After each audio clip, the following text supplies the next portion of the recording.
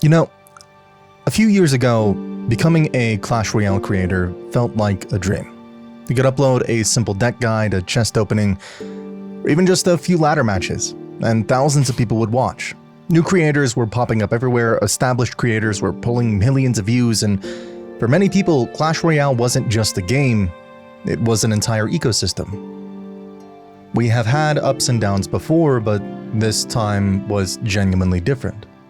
Over the past 6 months, creator after creator has seen their channel decline. Small creators disappeared quickly, mid-sized creators watched their views get cut in half, and some of the biggest names in the community started feeling the impact. So what happened? Why does it feel like every Clash Royale creator is dying?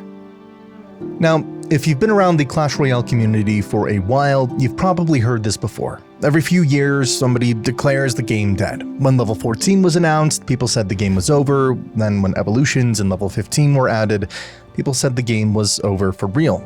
And even when things like the removal of the season shop, people claimed the game was completely doomed.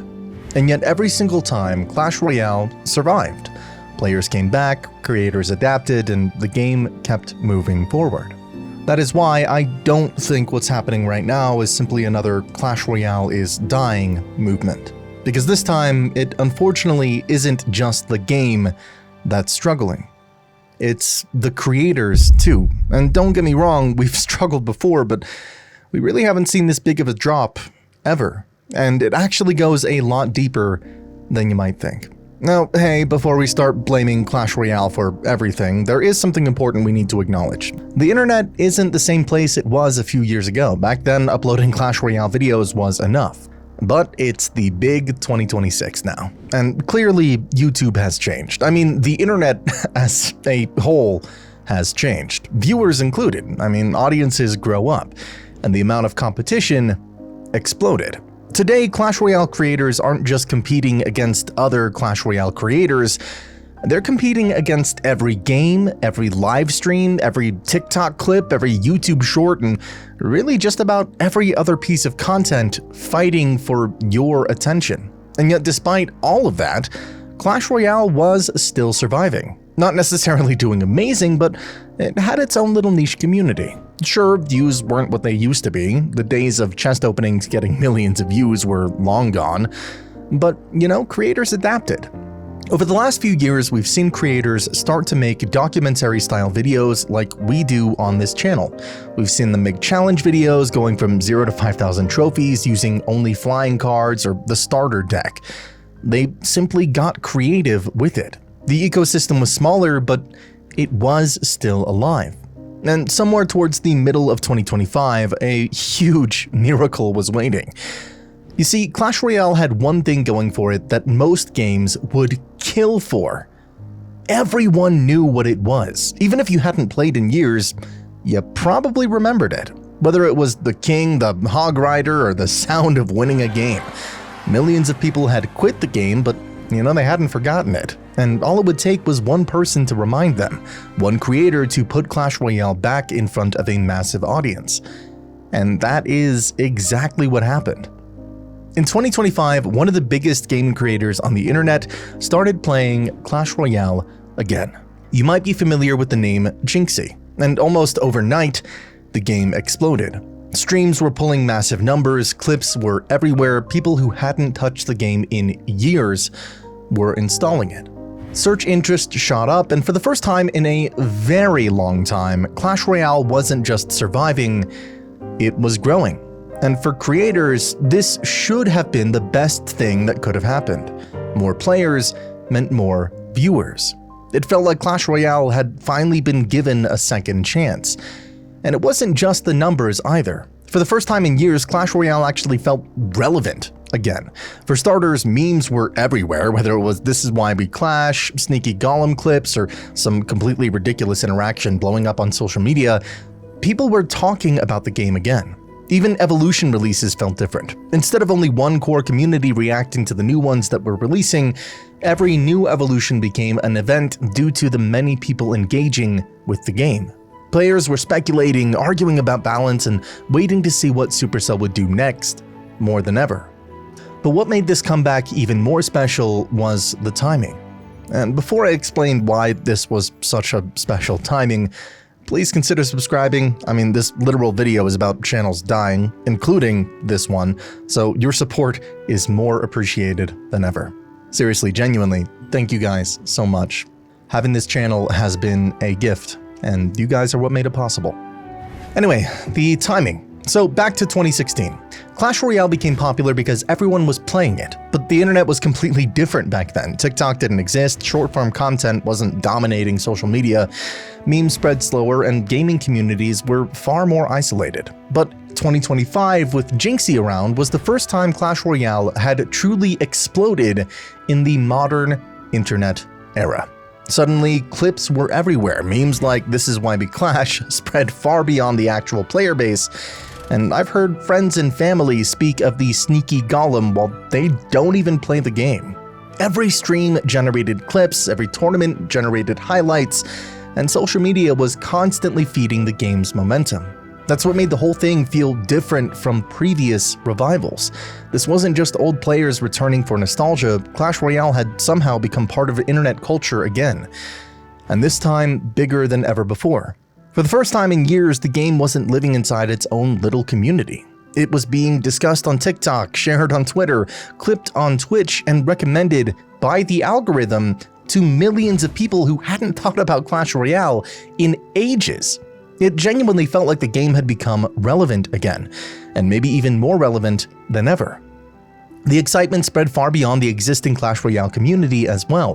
Jinxie wasn't just bringing back old players, he was introducing the game to millions of people who would have never touched Clash Royale otherwise. Before long, other massive creators were getting involved as well. There were collaborations with people like IShowSpeed and MrBeast, and for the first time in a long time, Clash Royale felt like it had broken out of its own bubble. You could feel it everywhere. Videos were performing better, streams were attracting larger audiences, and people were genuinely excited about the future of the game again. Even the competitive scene benefited from it. More eyes were being drawn toward tournaments, more people were discussing professional players, and events like CRL suddenly felt far more important than they had just a year earlier. It genuinely felt like Clash Royale had been given a second chance. But here's the thing. Moments like this don't come around often, if ever. Most games would kill to have one of the biggest creators on the internet suddenly start playing their game. Most games would kill to see millions of former players suddenly become interested again. And most games would kill to have their community feeling this optimistic about the future. Clash Royale had been handed an opportunity that many people thought would never come. Which is why what happened next frustrated so many people. Because instead of building on that momentum, the conversation suddenly shifted. Because of a decision that Supercell made. They decided the game could use level 16 and heroes. And honestly, that's what makes this whole situation so damn frustrating. Because I don't actually think that level 16 and heroes would have caused this much damage under normal circumstances. If Clash Royale had already been declining, if nobody was really talking about the game and player interest was slowly fading away, then this probably would have just been another one of those controversial updates. People would have complained, creators would have made a few videos about it, and eventually everyone would have moved on. We've seen that happen before. We've seen backlash around level 14. We've especially seen backlash around level 15. And with that, we also saw backlash around evolutions. The community gets upset, arguments happen for a few weeks, and eventually the game carries on. But this wasn't one of those situations. This happened right in the middle of the biggest resurgence Clash Royale had seen, not just in years, but ever. For the first time in what felt like, well, forever, the game had momentum. People weren't coming back because Supercell had offered them some crazy deal in the shop. They weren't coming back because progression had become easier. They were coming back because they were genuinely having fun again.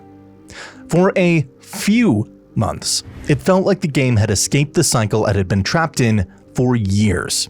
People weren't constantly arguing about monetization, they weren't debating progression systems, they weren't calculating how many months it would take to max an account. They were just having fun and being part of a community. But then, as you all know, level 16 and Heroes got announced. And suddenly the conversation shifted right back to where it had always been. People started asking how much grinding would be required. They started wondering whether they would have to catch up all over again. Discussions that had been focused on gameplay quickly became focused on progression. The excitement that had been building throughout 2015 was nearly instantly killed with this announcement. Interest dropped fast. Players who had returned during the boom started leaving again. The optimism that had carried the community through the second half of 2025 quickly faded away. I mean, even Jinxie, arguably the single biggest reason the game had become so relevant again, publicly distanced himself from Clash Royale and said he wouldn't be returning until things improved. That was the point where a lot of people realized this wasn't just another controversy, because when the person responsible for bringing millions of eyes back to your game decides to walk away from it, that's not a great sign. And unfortunately, the people who felt the consequences wasn't just Supercell. It was the creators. But then, level 16 and Heroes don't fully explain why creators are struggling months later, because usually when Clash Royale goes through a controversy, things eventually calm down. Players get used to the update, the outrage dies down, and, the game moves on. Sure, the views drop a little, but, nothing drastic. The problem this time was that the game had just experienced one of the biggest spikes in attention in its entire history. A lot of people who returned in 2025 weren't returning because they planned to dedicate the next several years to Clash Royale. They came back because, hey, it was exciting again. They watched streams, reinstalled the game, played some matches with friends, and enjoyed being part of something that felt suddenly relevant. I mean, for a few months, Clash Royale was everywhere, and that naturally benefited creators as well. Makes sense. But once that excitement was killed, many of these people drifted away again. And that's where creator views started getting hit particularly hard.